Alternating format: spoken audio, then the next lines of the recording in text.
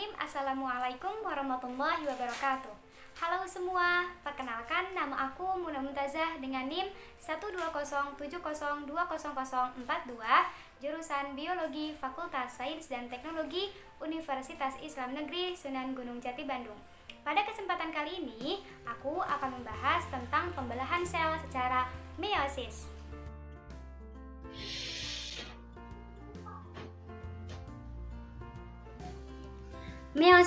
Meiosis merupakan pembelahan sel yang terjadi pada sel kelamin atau sel gamet. Meiosis akan berubah diploid menjadi haploid yang nantinya akan membentuk sel telur atau sel sperma. Meiosis disebut juga sebagai pembelahan reduksi karena menghasilkan keturunan dengan jumlah kromosom separuh dari kromosom induk. Proses pembelahan meiosis terdiri dari meiosis 1 dan 2 dengan hasil akhir 4 sel.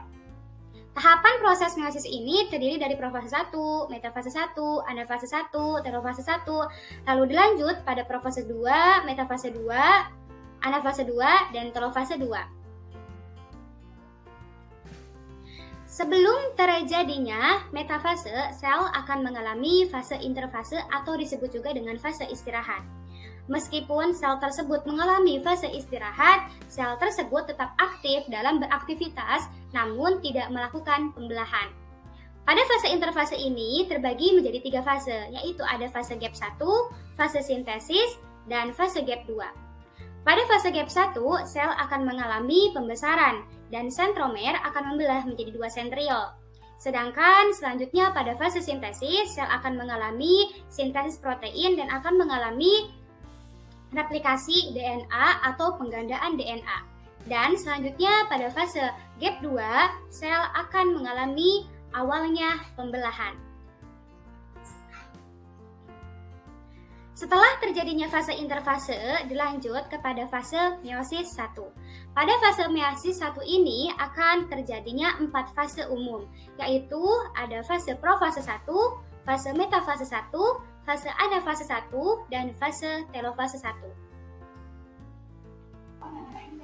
Pada fase profase 1 ini terdiri dari 5 fase yang berbeda-beda, disingkat menjadi Lazy-Padidi, yang merupakan singkatan dari leptoten, zigoten, pakiten, diploten, dan diakinase. Pada fase profase 1 ini merupakan pada fase leptoten akan terjadinya kromatin berkondensasi menjadi kromosom. Selanjutnya dilanjut pada zigoten, kromosom homolog saling mendekat dan membentuk sinapsis. Lalu 2 sentriol akan menjauh. Dilanjut pada fase pakiten, di mana fase pakiten ini merupakan terbentuknya tetrad duplikasi kromosom, di mana tetrad ini merupakan bentukan dari 4 kromatin.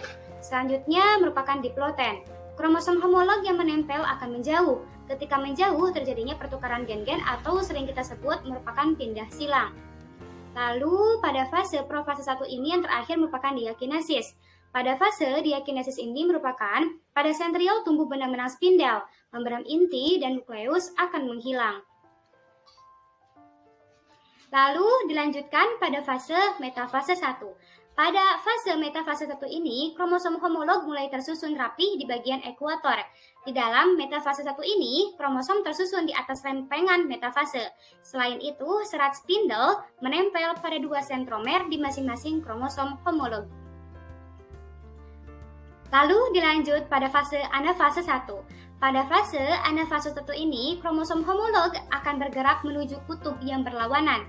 Selain itu juga akan terjadi reduksi kromosom, yaitu perubahan diploid menjadi haploid.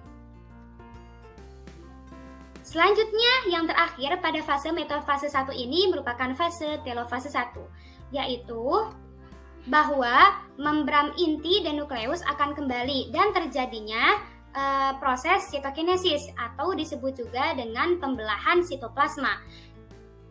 Sitokinesis merupakan kondisi ketika sitoplasma dari satu eukariotik sel membelah menjadi 2 sel anak. Oh iya, pada fase telofase 1 ini juga sel akan membelah 2 dengan kromosom haploid. Lalu selanjutnya akan terbentuknya dilanjut dengan fase meiosis 2, di mana pada fase meiosis 2 ini si sel itu sudah menjadi 2 ya. Selanjutnya pada fase profase 2. Pada fase profase 2 ini, si sentrosom membelah menjadi dua sentriol yang akan bergerak ke kutub sel yang berlawanan. Mulai terbentuk benang-benang spindel. Kromosom akan mulai memendek dan menebal serta membran inti sel mulai menghilang. Benang-benang spindel ini adalah bagian kromosom yang berfungsi menggerakkan kromosom pada saat sel mulai membelah. Selanjutnya, fase metafase 2. Pada fase metafase 2 ini, si kromosom-kromosom yang tadi itu akan bergerak ke bidang ekuator. Selanjutnya, pada fase anafase 2, terjadinya pemisahan kromatid dengan cara ditarik menuju kutub yang berlawanan. Kemudian, kromatid yang sudah dipisah ini resmi disebut sebagai kromosom.